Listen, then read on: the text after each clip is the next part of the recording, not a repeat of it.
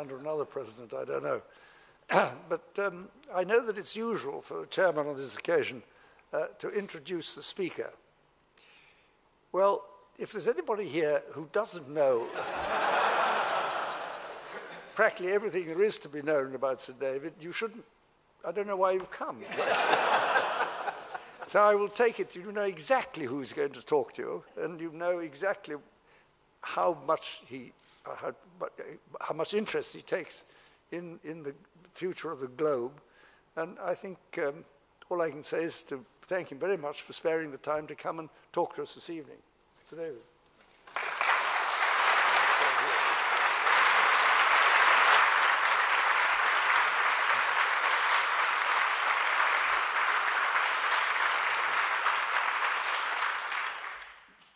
Your Royal Highness, President, ladies and gentlemen, may I first thank you for inviting me to give this the last lecture in your presidential series. And may I also congratulate you, sir, on your coming 90th birthday.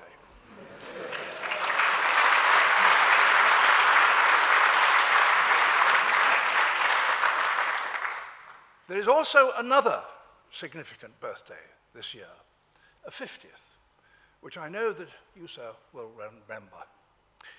50 years ago, on April the 29th, a group of far-sighted people in this country got together to warn the world of an impending disaster.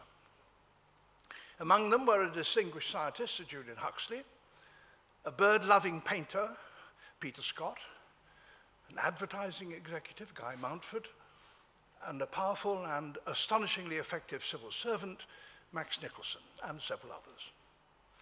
They were all, in addition to their individual professions, dedicated naturalists, fascinated by the natural world, not just in this country, but internationally. And they noticed what few others had done, that all over the world, charismatic animals that were once numerous were beginning to disappear. The Arabian oryx, which had once been widespread all over the peninsula, had been reduced to a few hundred. In Spain, there were only about 90 imperial eagles left. The Californian condor was down to about 60. In Hawaii, a goose that had once lived in flocks around the lava fields of the great volcanoes had been reduced to 50. And a strange little rhinoceros that lived in the dwindling forests of Java to about 40. These were the most extreme examples.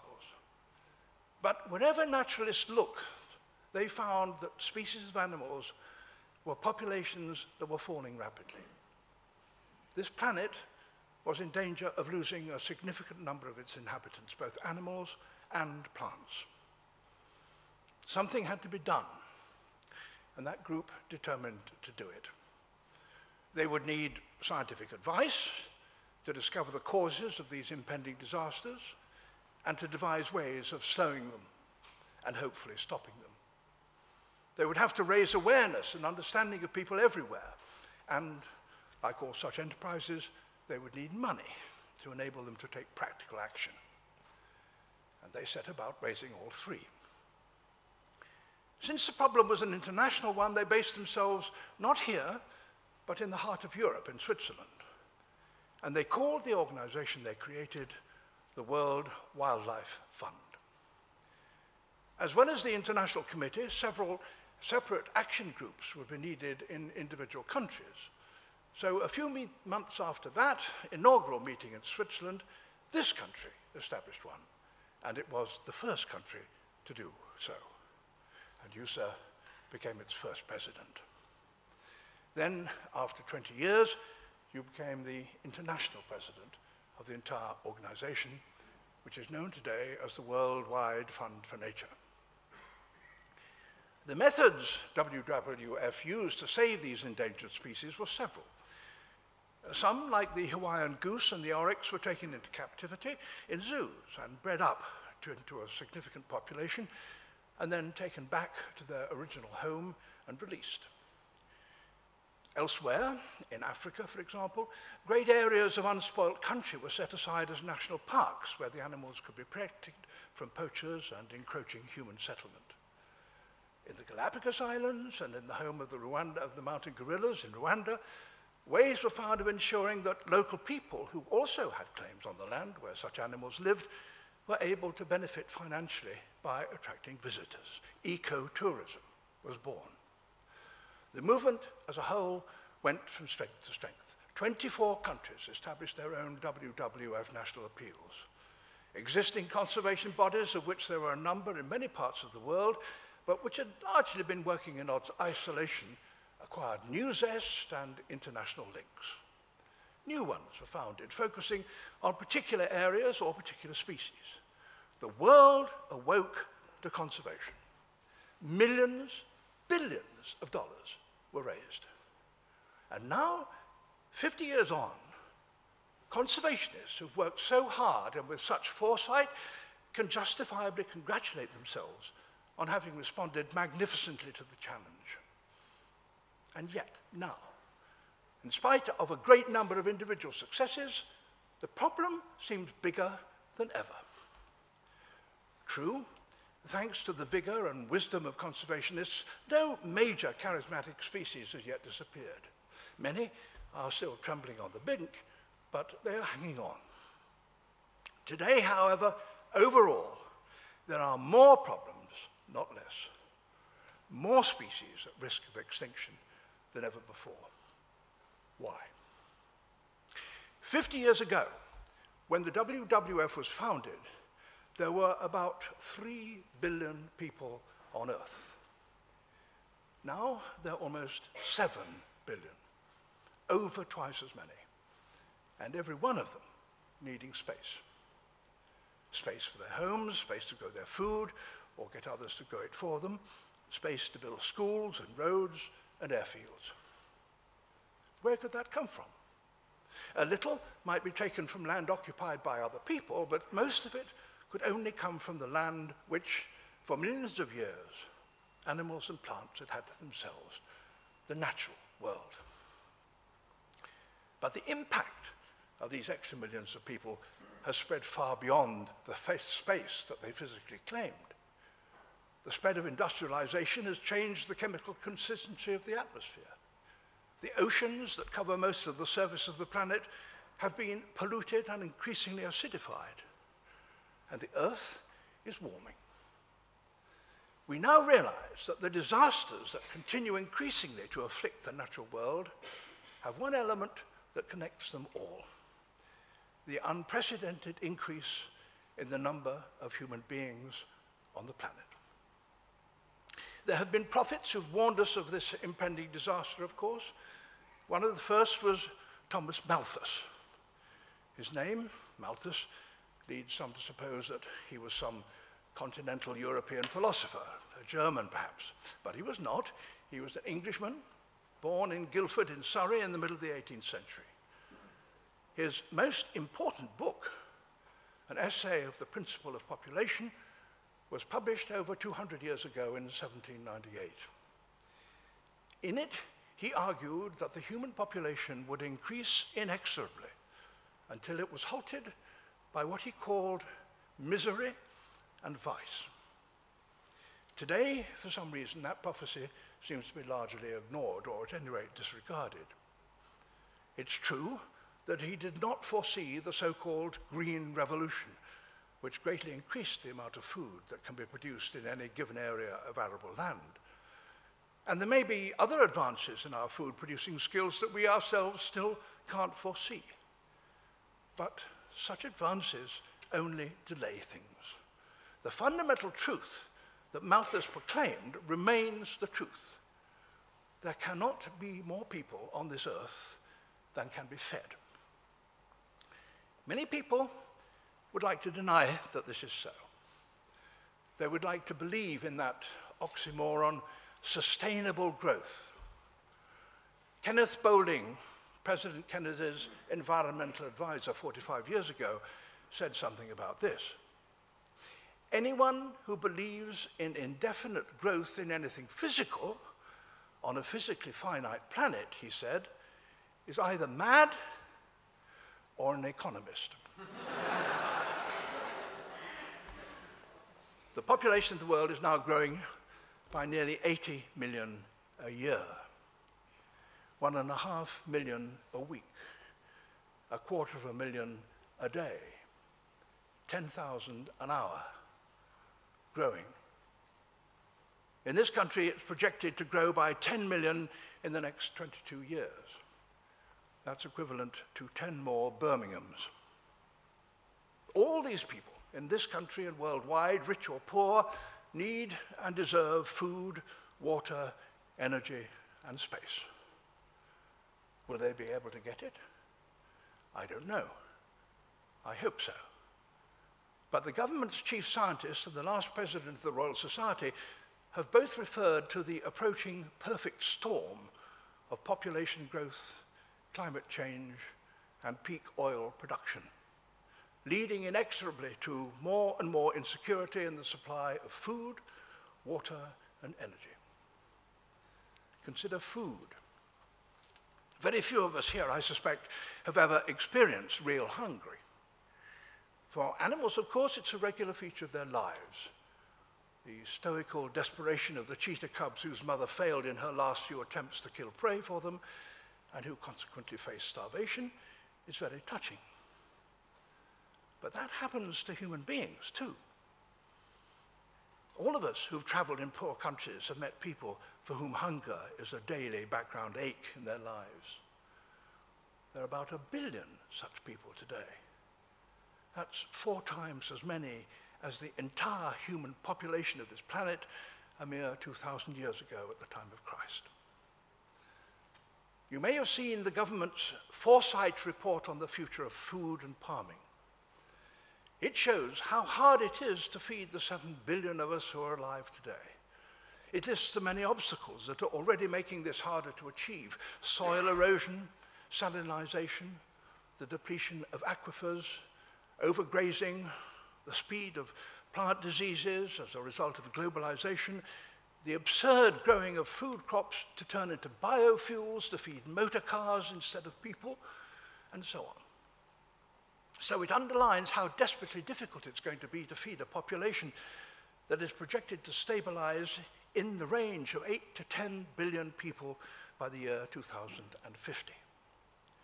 It recommends the widest possible range of measures across all disciplines to tackle this. And it makes a number of eminently sensible recommendations, including a second green revolution. But surprisingly, there are some things that the report does not say. It doesn't state the obvious fact that it would be much easier to feed 8 billion people than 10. Nor does it suggest that the measures to achieve such a number, such as family planning and the education and empowerment of women, should be a central part of any program that aims to secure an adequate food supply for humanity. It doesn't refer to the prescient statement 40 years ago by Norman Borlaug, the Nobel laureate and father of the first Green Revolution. He produced new strains of high-yielding, short-straw, disease-resistant wheat, and in doing so saved thousands of people in India, Pakistan, Africa, and Mexico from starvation. But he warned us that all he had done was to give us a breathing space in which to stabilize our numbers. The government's report anticipates that food prices may well rise with oil prices and makes it clear that this will affect poorest people worst and discusses various ways to help them. But it doesn't mention what every mother subsisting on the equivalent of $1 a day already knows, that her children would be better fed if there were 4 of them around the table instead of 10. These are strange omissions. And how could we ignore the chilling statistics on arable land? In 1960, there was half an acre of good cropland per person in the world, enough to sustain a reasonable European diet. Today, there is only 0.2 of a hectare each. In China, it's only 0.1 of a hectare. because of their dramatic problems of soil degradation. Another impressive government report on biodiversity, published this year, Making Space for Nature in a Changing World, is rather similar.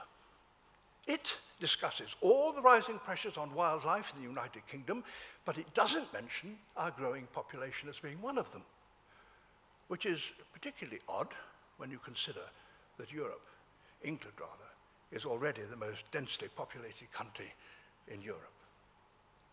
Most bizarre of all was a recent report by a Royal Commission on the environmental impact of demographic change in this country, which denied that population size was a problem at all, as though 20 million extra people, more or less, would have no real impact. Of course, it's not our only or even our main environmental problem, but it's absurd to deny that, as a multiplier of all the others, it is a problem. I suspect that you could read a score of reports by bodies concerned with global problems and see that population is clearly one of the drivers that underlies them all, and yet find no reference to this obvious fact in any of them. Climate change tops the environmental agenda at present.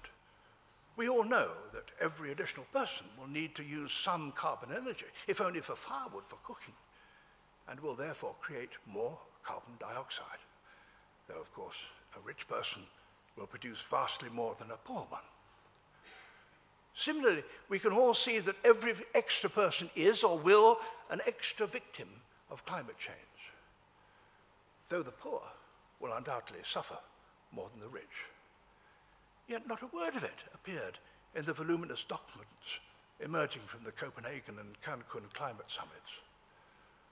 Why this strange silence? I meet no one who privately disagrees that population growth is a problem. No one, except flat earthers, can deny that that planet is finite. We can all see it in that beautiful picture from our Earth, taken from the Apollo mission. So why does hardly anyone say so publicly? There seems to be some bizarre taboo around the subject. It's not quite nice, not PC, possibly even racist to mention it. And this taboo doesn't just inhibit politicians and civil servants who attend the big conferences.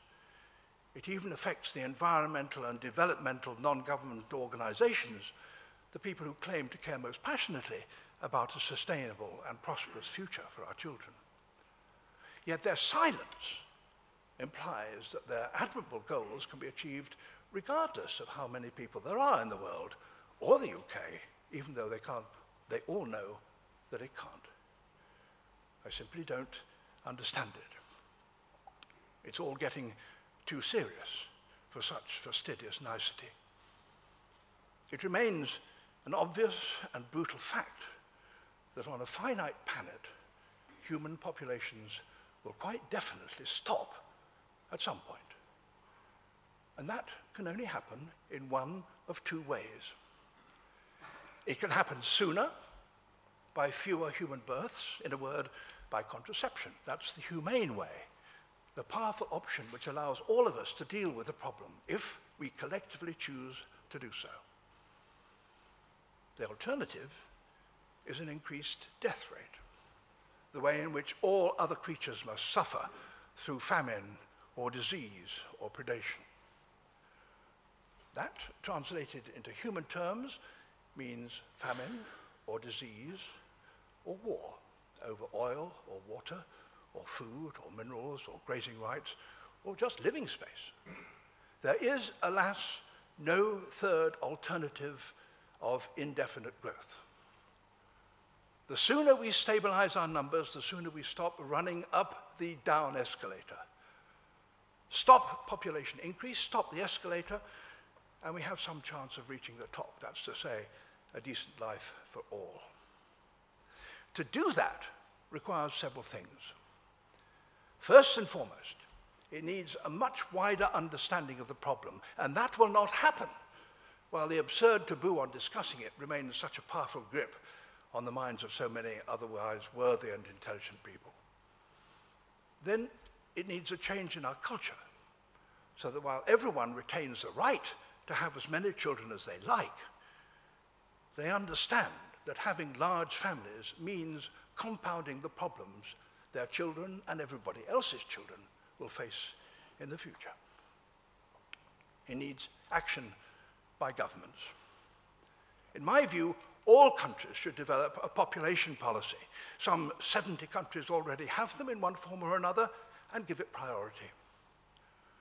The essential common factor is to make family planning and other reproductive health services freely available to everyone and empower and encourage them to use it, though of course without any kind of coercion. According to the Global Footprint Network, there are already over 100 countries whose combination of numbers and affluence have already pushed them past the sustainable level. They include almost all developed countries. This country is one of the worst. There, the aim should be to reduce over time both the consumption of natural resources per person and the number of people, while, needless to say, using the best technology to help maintain living standards. It's tragic that the only current population policies in developed countries are, perversely, attempting to increase their birth rate in order to look after the growing number of old people. The notion of ever more old people needing ever more young people, who in turn will grow old and need ever more young people, and so on ad infinitum, is an obvious ecological Ponzi scheme. I'm not an economist, nor a sociologist, nor a politician, and it's from their disciplines that answers must come. But I am a naturalist. Being one means that I do know something of the factors that keep populations of different species of animals within bounds, and what happens when they don't. I'm aware that every pair of blue tits nesting in my garden is able to lay over 20 eggs a year. But as a result of predation or lack of food, only one or two will, at best, survive. I've watched lions ravage the hundreds of wildebeest fawns that are born each year on the plains of Africa. I've seen how increasing numbers of elephants can devastate their environment until one year, when the rains fall on an already overgrazed land, they die in hundreds. But we are human beings. Thanks to our intelligence and our ever-increasing skills and sophisticated technologies, we can avoid such brutalities. We have medicines that prevent our children from dying of disease. We've developed ways of growing increasing amounts of food. But we have removed the limiters that keep animal populations in check. So now, our destiny is in our hands. There is one glimmer of hope. Wherever women have the vote, wherever they are literate, and have the medical facilities to control the number of children they bear, the birth rate falls. All those civilized conditions exist in the southern Indian state of Kerala. In India as a whole, the total fertility rate is 2.8 births per person, per woman. In Kerala, it's 1.7 births per woman. In Thailand last year, it was 1.8 per woman, similar to Kerala. But compare that with the Catholic Philippines, where it's 3.3. Here and there, at last, there are signs of a recognition of the problem. The Save the Children Fund mentioned it in their last report. The Royal Society has assembled a working party of scientists across a wide range of disciplines who are examining the problem. But what can each of us do, you or I? Well, there's just one thing I would ask. Break the taboo in private and in public as best you can and as you judge right. Until it's broken here, until it's broken, there is no hope of the action we need. Wherever and whenever we speak of the environment, add a few words to ensure that the population element is not ignored. If you're a member of a relevant NGO, invite them to acknowledge it. If you belong to a church, and especially if you're a Catholic, because its doctrine on contraception is a major factor in this problem, suggest they consider the ethical issues involved. I see the Anglican bishops in Australia have actually dared to do so. If you have contacts in government, ask why the growth of our population, which affects every department, is yet no one's responsibility. Big, empty Australia has appointed a sustainable population minister. So why can't small, crowded Britain? The Hawaiian goose, the oryx, the imperial eagle, which sounded the environmental alarm 50 years ago, were, you might say, the equivalent of canaries in coal mines, warnings of impending and even wider catastrophe. Make a list of all the other environmental problems that now affect us and our poor, battered planet. The increase of greenhouse gases and consequential global warming, the acidification of the oceans and the collapse of fish stocks, the loss of the rainforest, the spread of deserts, the shortage of arable land, the increase in violent weather, the growth of megacities, famine, migration patterns, the list goes on and on. But they all share one underlying cause. Every one of these global problems, social as well as environmental, becomes more difficult and ultimately impossible to solve with ever more people. Thank you.